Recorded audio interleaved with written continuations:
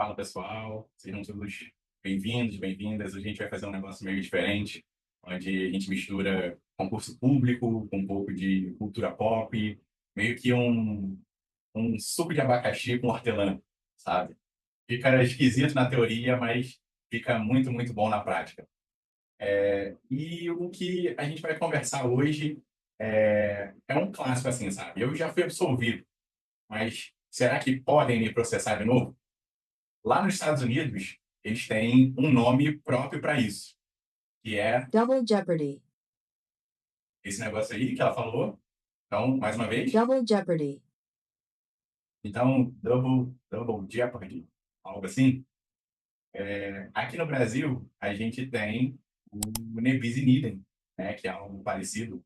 E ainda que a nossa Constituição não use exatamente esse termo, né, a gente sempre comenta aqui no canal, nos vídeos, nas dicas, dentro do Mira também, que é muito importante, até para a nossa memória, para a gente ligar o que está aprendendo, né, com situações práticas, com situações da vida. E o Júnior e eu, a gente tem uma coisa em comum, a gente gosta muito de ver série, filme, essas coisas. E pelo menos comigo, em séries que envolvem direito, eu sempre fico pensando, em especial séries americanas, eu sempre fico pensando nas diferenças e semelhanças, né, entre o direito deles e o nosso. Então, esse quadro é uma espécie de exemplo, né, para essa coisa que a gente recomenda tanto, né, que é fazer essas conexões. Então, eu acho que vai ficar bem legal, pelo menos é o que eu espero que vocês gostem também, e vai dar uma ideia real do que a gente quer dizer quando a gente recomenda esse tipo de coisa. Então, para deixar a conversa um pouco mais animada, a gente vai pegar, por exemplo, o episódio que tem exatamente esse nome, Double Jeopardy. da série The Good Wife. Então, lá, a defesa argumenta que não se pode processar, né, o mesmo réu de novo, no caso desse episódio em especial, pelo mesmo assassinato. Né? Será que isso procede lá e cá? E a gente vai ver também como que essa discussão cai em provas de concurso, mesmo em concursos de nível médio, beleza? Então, fica comigo até o fim, que você vai descobrir. A gente vai conseguir destrinchar isso e eu espero que fique bem legal. Então, roda a vinheta.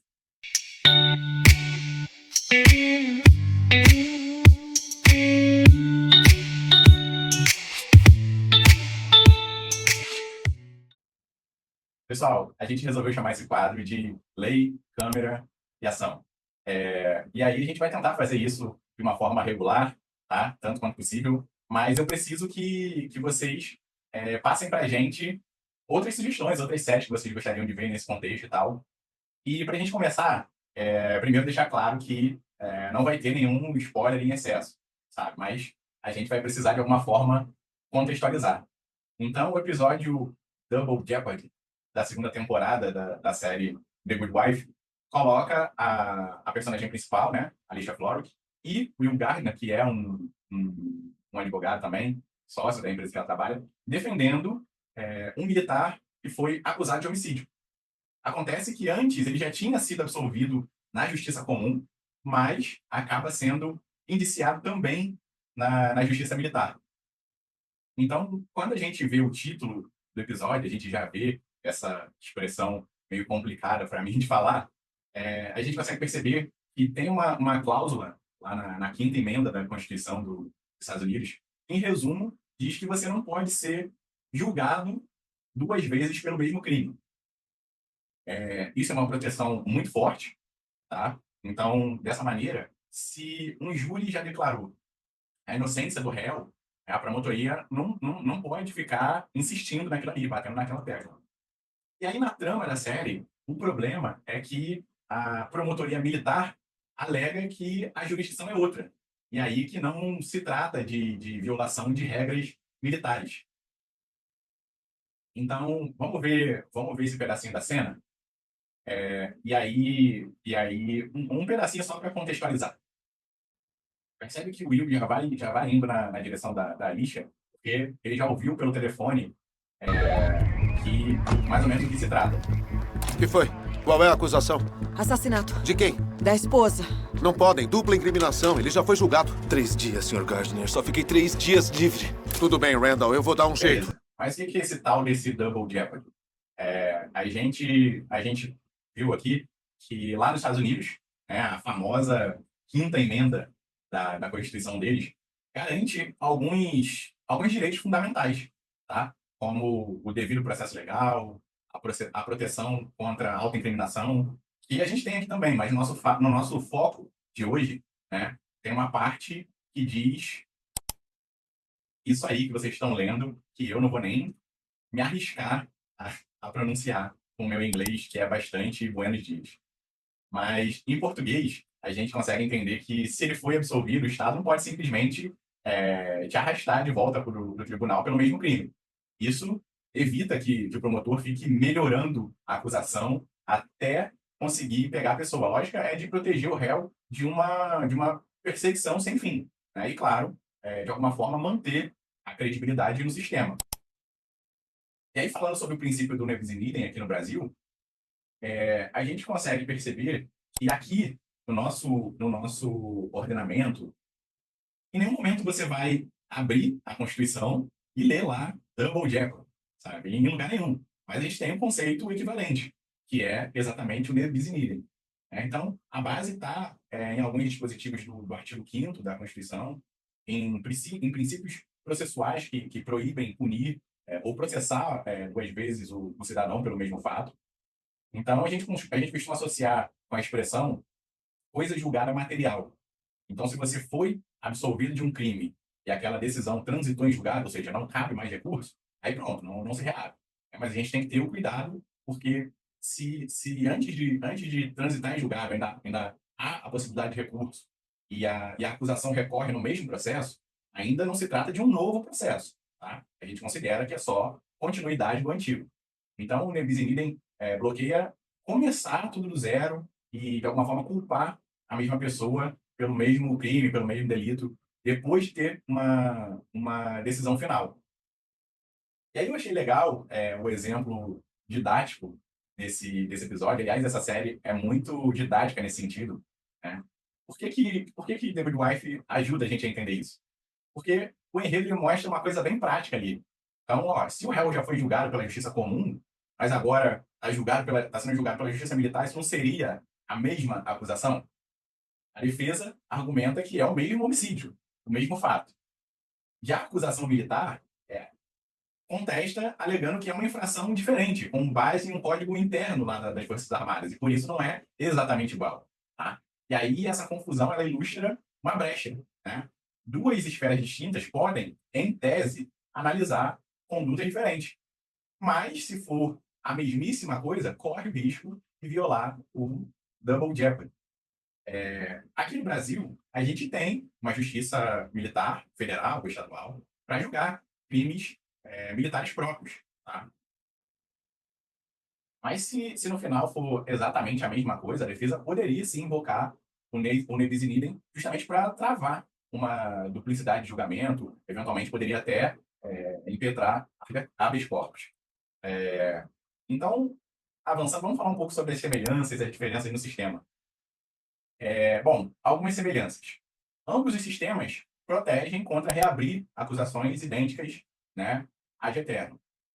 Os dois valorizam a coisa julgada. Nos Estados Unidos, a absolvição do júri é ponto final, sabe? Na maior parte das vezes. No Brasil, a sentença transitada em julgado é o ponto final. Algumas diferenças. O recurso da acusação. Tá? Lá, o promotor normalmente não recorre se um júri absolve. Aqui, o Ministério Público pode recorrer da absolvição em vários casos, tá? Exceto se a decisão do júri for absolutamente soberana, como deve ser.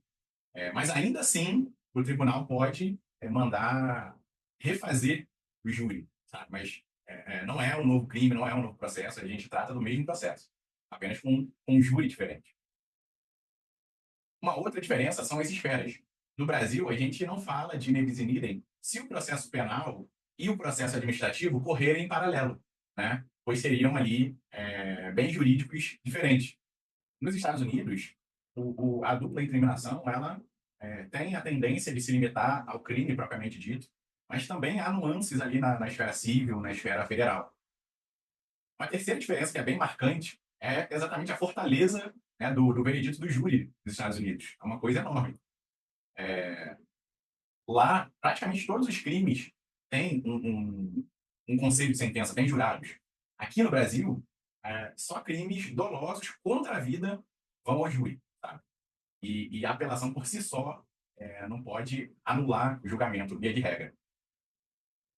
E aí, beleza, a gente faz essa descontração, mas como que isso pode cair em concursos? Galera, em concursos de nível médio, que cobram direito aí, em especial direito constitucional, eles adoram perguntar sobre as garantias individuais, especialmente o artigo 5º da Constituição. Então, podem surgir questões do tipo, é possível punir 2 vezes o mesmo servidor pelo mesmo fato? Sei lá, se alguém foi absolvido definitivamente, ele poderia ser processado de novo? E aí a resposta gira em torno dele. Não se pode punir 2 vezes se é exatamente o mesmo fundamento e a mesma esfera. Mas aí você tem que ter um pouco de cuidado. Porque se a pessoa cometeu um crime e simultaneamente violou, por exemplo, um dever funcional, ela pode ser responsabilizada tanto penalmente quanto administrativamente também. Então, o examinador ele ama testar se o candidato confunde isso com o nebis in idem, com a proibição da dupla incriminação. Então, você tem que ter em mente o seguinte: punir 2 vezes pelo mesmo fato e pelo mesmo fundamento, isso é proibido. Agora, se há fundamentos distintos, esferas distintas, então, por exemplo, na parte administrativa e na parte penal, aí sim, aí não há nenhum tipo de duplicidade proibida, tá? E aí, falando um pouco sobre a coisa julgada aqui no Brasil. Nesse episódio que a gente está lidando, a gente vê um pouco dessa tensão, né? Do réu ser processado de novo, possivelmente ser julgado de novo, porque já houve uma decisão definitiva anterior, né? Isso se assemelha um pouco à ideia de que, no Brasil, se há uma sentença definitiva, a pessoa não fica refém de um novo processo. Isso não pode acontecer. Só lembrando que recurso é a continuação do mesmo processo, tá? Não é um outro processo autônomo. Mas, se a absolvição transitou em julgado, aí pronto, aí é game over para o Estado. Mas se a acusação recorreu dentro do mesmo caso, aí essa disputa continua. O que não rola é iniciar do zero uma nova acusação ali pela mesma infração, pelos mesmos fatos, na mesma esfera, né, como a gente comentou. E aí, falando um pouco do aspecto cultural do júri, né? Nos Estados Unidos, como a gente comentou, quase sempre os julgamentos são feitos pelo júri, né? Então, se o júri absolver, praticamente acabou. Aqui não. Aqui são só os crimes dolosos contra a vida que são julgados pelo júri, sabe? Para os outros delitos, quem julga é um juiz titular, um juiz de direito. Essa diferença afeta um pouco a ideia de double jeopardy, porque nos Estados Unidos a absolvição pelo júri torna praticamente impossível o recurso. Já que a absolvição pode sim ser anulada em grau de recurso, mas tem que ser uma coisa muito específica, sabe? Tem que ser apontada, tem que ser apontado um veredito que contraria ali frontalmente todas as provas do processo. E, de novo, isso não é um segundo julgamento, tá? No sentido de um novo processo em separado. Isso é ainda uma continuidade do primeiro. E aí, como que a gente usa, né, esse episódio, usa a série The Good Wife, como que a gente faz esses vínculos? Além do que a gente falou de fazer uma conexão entre o estudo e algo do cotidiano, a gente sempre diz que é uma boa coisa a gente tentar vincular os estudos a alguma coisa prazerosa, sabe? Então, se você curte séries que envolvem direito, envolvem tribunal, aproveita essa oportunidade. Assiste aquele episódio. Se você for ver esse episódio, preste atenção nessa parte da dupla incriminação. Mentaliza ali o processo do nebis in idem. Tá? Você vai ver que o roteiro brinca um pouco com o fato de existir uma justiça militar separada lá, enquanto a defesa já pensa que se trata da mesma acusação. E aí a acusação lá, né, o promotor militar, diz que é um novo crime com um código diferente. Né? Aliás, que é o mesmo crime, só que dentro de um código diferente, código militar. De alguma forma, é meio que parecido dizer com... É mais ou menos como se a gente dissesse que é um outro fundamento, um outro bem jurídico aqui no Brasil, seria mais ou menos como se dissesse isso. E aí isso ajuda a gente a entender na prática, a visualizar na prática, como que aprender, né, e internalizar as coisas passa a ser parte do nosso dia a dia e como a gente pode, de alguma forma, em alguma medida, estar sempre estudando, sabe? Porque aí você para e pensa, se fosse aqui no Brasil, como que seria? Você se força a tomar conclusões. E só para a gente ir se despedindo, né, esse episódio, a gente vê que o Nebis in idem, a proibição da dupla incriminação, o Double Jeopardy, né, são espécies de parentes próximos, cada um no seu ordenamento ali. Mas o resultado prático é justamente impedir que o réu seja alvejado várias e várias vezes ali pelo mesmo fato. Na série, esse princípio aparece meio que como uma questão dramática, sabe? Se o cliente foi absolvido, ainda há algum outro tribunal para julgar? Isso faz a gente pensar no Brasil, sabe? Na distinção entre as esferas e na nossa própria justiça militar também. Se você está estudando para concursos que cobram alguma noção de direito, lembra que esse tema pode sim aparecer ligado à coisa julgada, à vedação de punir 2 vezes, ao artigo 5º da Constituição. É um assunto clássico em questão de princípios constitucionais, princípios processuais também. Então, o meu desafio para você fica: você consegue pensar em algum caso célebre, ficcional ou real, em que alguém foi acusado mais de uma vez?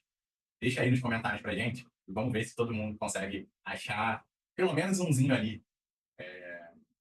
E aí se pergunta, sabe, seria duplo julgamento? Mentaliza como que a Constituição lida com isso. Você vai ver que estudar fica bem mais fácil, bem mais prazeroso, quando a gente associa a teoria a um episódio de série, a um filme, a alguma coisa que a gente viu no jornal, por exemplo. Tranquilo? Então, pessoal, por hoje é isso.